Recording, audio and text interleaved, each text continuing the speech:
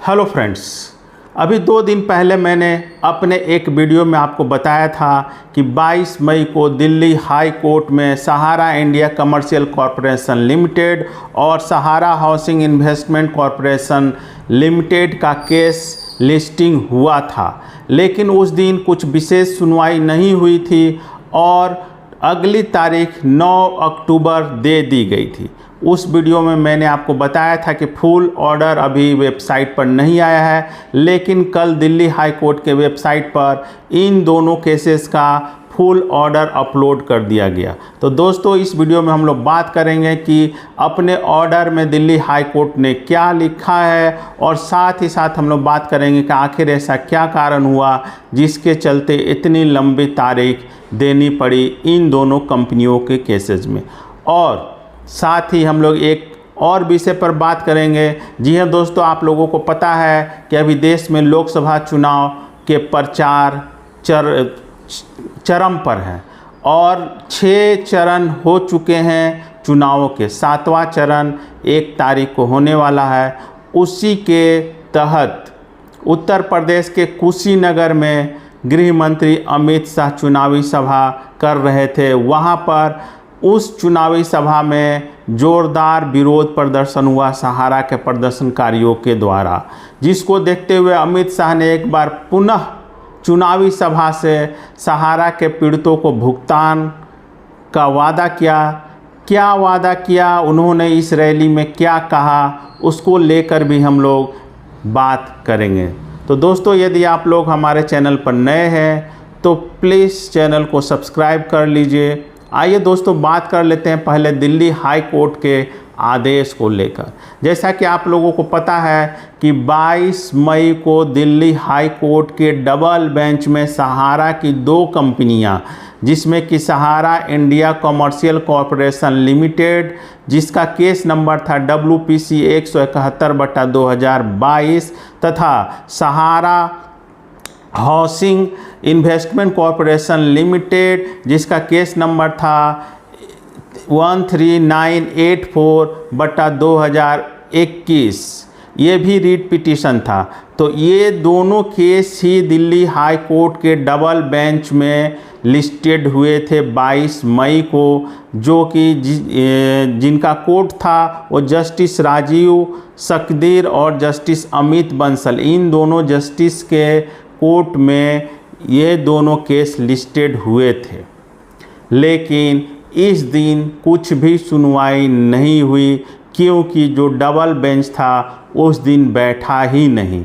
आप स्क्रीन पर देख सकते हैं कि अपने ऑर्डर में क्या लिखा गया है कि चूँकि उस दिन जस्टिस राजीव सकदीर एक कॉन्फ्रेंस में बिजी थे, कॉन्फ्रेंस में गए हुए थे, जिसके चलते डबल बेंच उस दिन नहीं बैठा और अगली तारीख बिना किसी सुनवाई के अगली तारीख 9 अक्टूबर दे दी गई।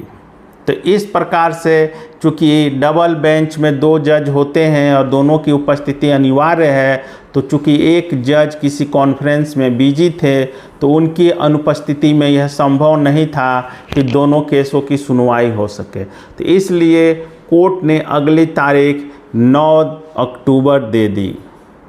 अब हालांकि इतनी लंबी तारीख नहीं देनी चाहिए थी, क्योंकि कोर्ट उस दिन नहीं बैठा तो नेक्स्ट डे, जैसा कि प्रोविज़न है आमतौर पर देखा जाता है कि यदि किसी तारीख पड़ती है और उस दिन किसी कारण से कोर्ट में सुनवाई नहीं हो पाती है, कोर्ट नहीं बैठता है, कोर्ट में छुट्टी हो जाती है किसी भी कारण से, तो अगली तारीख जो होती, जो अगला दिन जो कोर्ट का खुलता है, उस दिन पिछली तारीख की सुनवाई होती है। लेकिन बहुत ऐसा होता है, नॉर्मली केसेस में होता है, लेकिन इस केस में अगली तारीख अक्टूबर महीने के दे दी गई है। अब चूँकि जो याचिका करता है वो सहारा खुद है और दूसरी जो पार्टी है वो भारत सरकार है, तो चूँकि दोनों ही पक्ष नहीं चाहते हैं कि जल्दी सुनवाई हो सकता है कि आम सहमति से इतनी लंबी तारीख दी गई है, क्योंकि अगर एक पक्ष भी विरोध करता तो इतनी लंबी तारीख नहीं मिलती। अब सहारा वादी है और भारत सरकार प्रतिवादी है, तो चूँकि और दोनों नहीं चाहते हैं कि केस की सुनवाई जल्दी हो, तो जब दोनों पक्ष ही कोर्ट में मिले हुए हैं तो कहाँ से सुनवाई होगी। इसीलिए जैसा कि लगाया जा रहा, अनुमान लगाया जा सकता है कि इतनी लंबी तारीख शायद इसी कारण से दी गई हो कि दोनों ही पक्ष नहीं चाह रहे हैं कि जल्दी सुनवाई हो और आपसी सहमति से एक लंबी तारीख ले ली गई हो। हालांकि ऑर्डर में ऐसा कुछ नहीं लिखा हुआ है, ऑर्डर में सिर्फ यही लिखा गया है कि एक जस्टिस साहब उस दिन कॉन्फ्रेंस में बिजी थे, इसलिए डबल बेंच नहीं बैठी, इसलिए अगली तारीख 9 अक्टूबर दी गई है। तो आप लोग, यदि आप जो हमारे दर्शक हैं, आप लोगों ने इन 2 कंपनियों में अपना इन्वेस्टमेंट किया है, तो फ़िलहाल आपको दिल्ली हाई कोर्ट से राहत नहीं मिलने जा रही है, आपको अब अक्टूबर तक का इंतज़ार करना पड़ेगा। अब हम लोग बात कर लेते हैं उत्तर प्रदेश के कुशीनगर की। अभी कल अमित शाह उत्तर प्रदेश के कुशीनगर में चुनावी रैली को संबोधित कर रहे थे।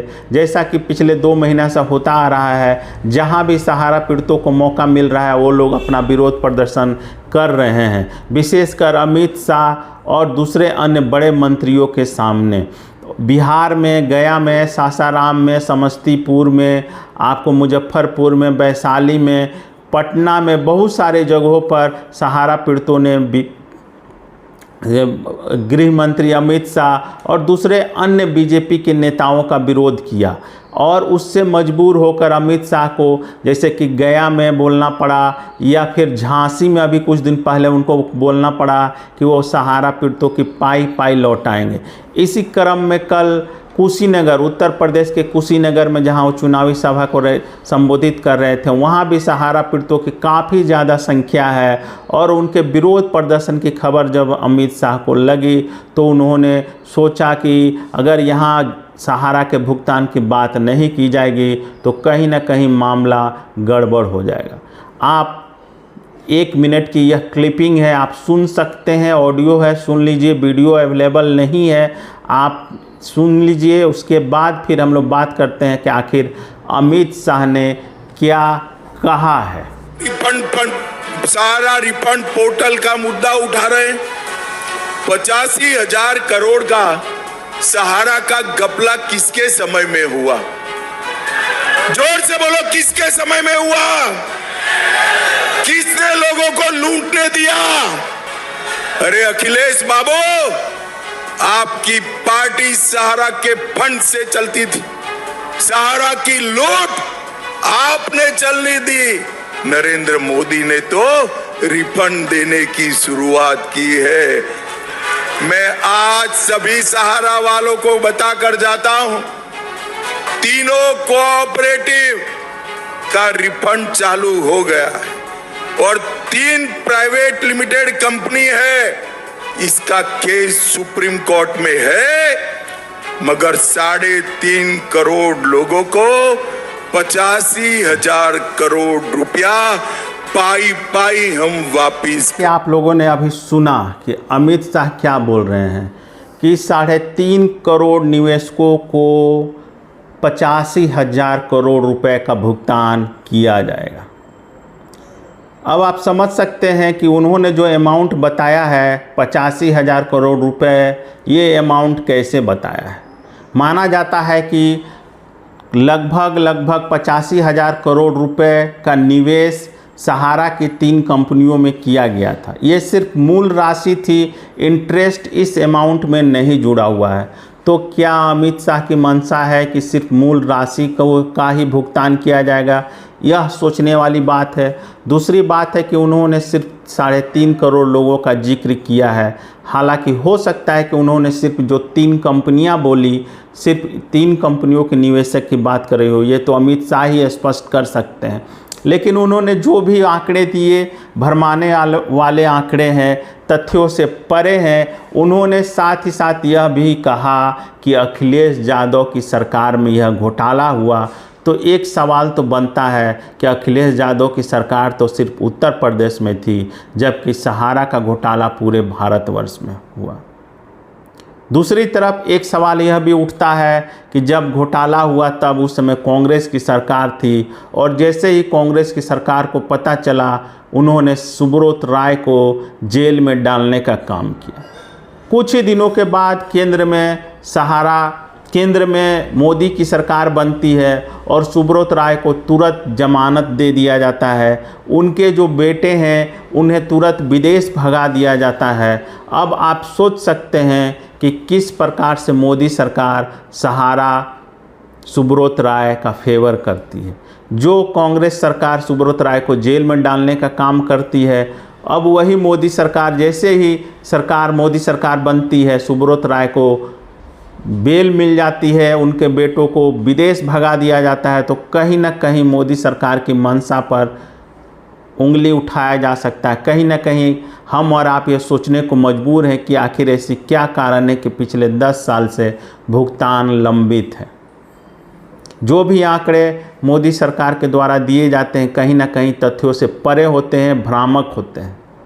सहारा रिफंड पोर्टल बनाकर बड़े बड़े दावे किए गए, लेकिन रिफंड पोर्टल किस प्रकार से एक झुनझुना साबित हुआ आपको और हमको सबको पता है। इस प्रकार से चुनावी रैली में झूठ मूठ के वादे किए जा रहे हैं, 10 साल से भुगतान नहीं हो रहा है, अब जाकर जब सहारा पीड़ितों का दबाव बढ़ा है तब वादे किए जा रहे हैं। अब इन वादों की गारंटी कोई नहीं ले सकता है, क्योंकि वादों को बाद में जुमला कर दिया। इन्हीं अमित शाह के द्वारा बाद में वादों को जुमला करार दिया जाता है। तो आप खुद सोचिए, चुनावों के 6 चरण हो चुके हैं, 7वां चरण 1 तारीख को होने जा रहा है। तो ऐसे में यदि आप सोचते हैं कि अमित शाह आपका भुगतान करेंगे तो आप अपने बुद्धि विवेक से मतदान